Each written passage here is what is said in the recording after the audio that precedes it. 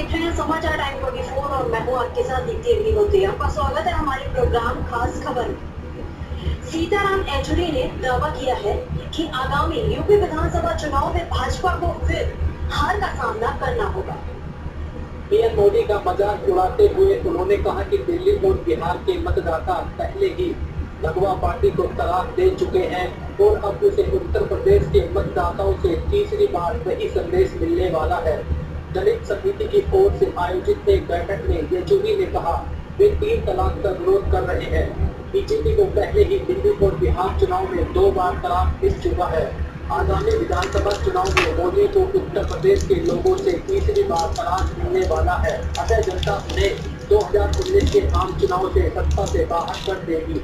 येचुरी ने केंद्र पर नोटबंदी के नाम पर आपातकाल लगाने का आरोप लगाया और दावा किया कि इस कदम का देश की अर्थव्यवस्था पर प्रभाव पड़ा है। केंद्रीय मंत्री वेंकैया नायडू ने गोवा में विधानसभा चुनाव के बाद बीजेपी के मुख्यमंत्री पद के उम्मीदवार को लेकर रविवार को रहस्य बरकरार रखा। उन्होंने कहा विधायक तय करेंगे और पार्टी के संसदीय बोर्ड अंतिम फैसला करेंगे। यह पूछे जाने पर कि क्या चुनाव के बाद मुख्यमंत्री बनने के लिए केंद्र से कोई नेता गोवा भेजा जाएगा, वेंकैया ने कहा मुझे नहीं पता कि आप मुझे क्या कहने की कोशिश कर रहे हैं। गोवा से एक शख्स मुख्यमंत्री बनाया जाएगा। चुनाव हो जाने दें, विधायकों की बैठक होने दें और संसदीय बोर्ड अंतिम फैसला करेगा। बीजेपी नेता नितिन गडकरी ने हाल ही में कहा था कि गोवा का अगला मुख्यमंत्री या तो निर्वाचित प्रतिनिधि होगा या केंद्र से भेजा जाएगा। उनके इस बयान से केंद्रीय रक्षा मंत्री मनोहर पर्रिकर को गोवा की राजनीति में वापस भेजने को लेकर अटकलें लगाई जाने लगी थी। जेएनयू के लापता छात्र नजीब अहमद के परिवार वालों को कथित रूप से फिरौती के लिए फोन कॉल करने को लेकर गिरफ्तार किए गए शख्स से पुलिस ने काफी देर तक पूछताछ की। आरोपी ने कथित रूप से नजीब को छोड़ने के लिए घर वालों से 20 लाख रुपए की फिरौती मांगी थी। हालांकि नजीब के घर वालों ने फिरौती के लिए फोन आने की बात से इनकार कर दिया है।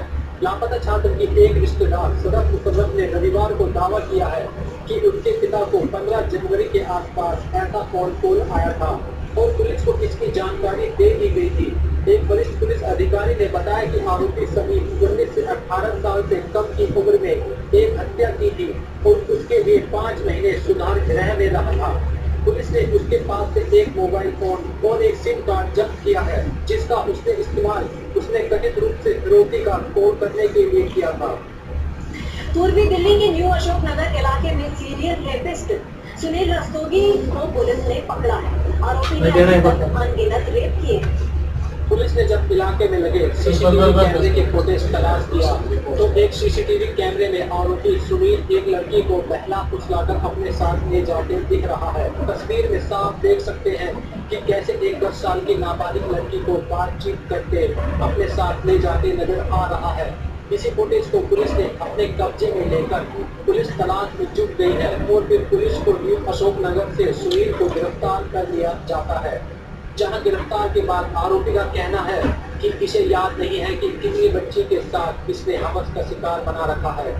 यह शौक के लिए छोटी छोटी बच्ची के साथ रेप करता था। आरोपी का कहना था कि किसी छोटी बच्ची को उड़ाकर ले जाता था और रेप करता था। मुझे इस कपड़े में लगता है कि किसी ने जोश भर दिया है। फिलहाल पुलिस ने आरोपी को गिरफ्तार कर आगे की कार्रवाई कर रही है। पूर्वी दिल्ली के न्यू अशोक नगर थाने में एक ऐसा आरोपी पकड़ा है जो आप सुनकर हैरान हो जाएंगे। जी हाँ, सुनील रस्तोगी उम्र 38 साल नाम के सीरियल रैपिस्ट को पुलिस ने पकड़ा है।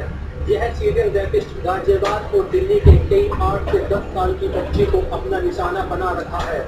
यह भोली बारी स्कूल की बच्ची को यह कहता था कि तुम्हारे पापा तुम्हें वहाँ बुला रहे हैं, कुछ सामान देना है। बस ऐसे ही छोटी बात में नाबालिग बच्ची इसकी बातों में चली जाती थी और यह मौका देखकर कहीं भी सुनसान जगह कहीं भी छोटी छोटी बच्चों को शिकार बना देता था।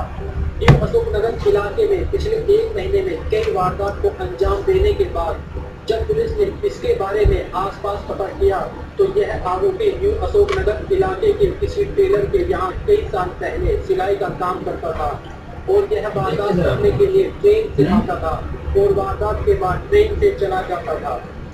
पूर्वी दिल्ली के पांडव नगर इलाके में 2 स्टूडेंट की सेल्फी लेने के दौरान ट्रेन की चपेट में आने से मौत हो गई। पूर्वी दिल्ली के पांडव नगर इलाके में रहने वाले दो दोस्त यश जो कि 10वीं का स्टूडेंट था और शुभम जो कि 9वीं का स्टूडेंट था। यह दोनों स्टूडेंट पास के ही एलिस्टर स्कूल के स्टूडेंट हैं और अभी स्कूल के अंदर पढ़ते हैं। शनिवार के दिन शुभम अपने दोस्त के साथ पास के मयूर विहार के एक दुकान से SLR कैमरा 1300 रुपये में किराए में कैमरा लेकर यहाँ सारे दोस्त पहले खेलगांव में सेल्फी लेते हैं और उसके बाद यह सभी स्टूडेंट पास के अक्षरधाम मंदिर के पीछे रेलवे ट्रैक के पीछे चले जाते हैं और उसके बाद सभी दोस्त सेल्फी और ट्रेन के सामने स्टंट करने की कोशिश करते हैं। तभी अचानक एक ट्रेन दोनों दोस्त शुभम और यश को ट्रेन अपनी चपेट में ले लेती है, जहां दोनों की मौके पर मौत हो जाती है। घर वालों का कहना है कि इस तरह का मोबाइल अपने घर के बच्चों को ना दें और हर माँ बाप को कहना है कि आज मेरे बेटे की मौत हो तो गई है और कोई बाप का बेटा ना बने, इसलिए अपने बेटे को कभी कैमरा मत दें। फिलहाल पुलिस ने कैमरे को अपने कब्जे में ले लिया है और जांच में जुट गई है। अब वक्त हो चला है छोटे से ब्रेक का। ब्रेक के बाद की खबरों का सिलसिला जारी है।